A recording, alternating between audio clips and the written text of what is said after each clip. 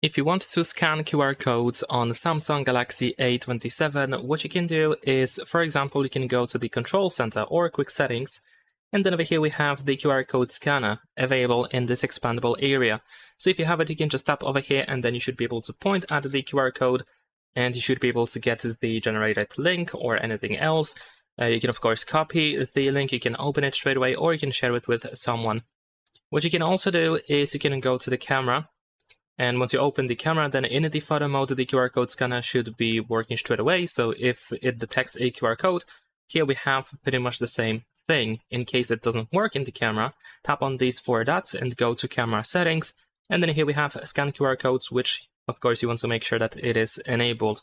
If you have a QR code saved as a photo, for example, then you can go back to the scanner, and here we have the button. Let me actually show you. Here it is. Of course, we should be able to tap over here and choose the picture that has the QR code that you want to scan. And that's pretty much it. Leave a like and subscribe.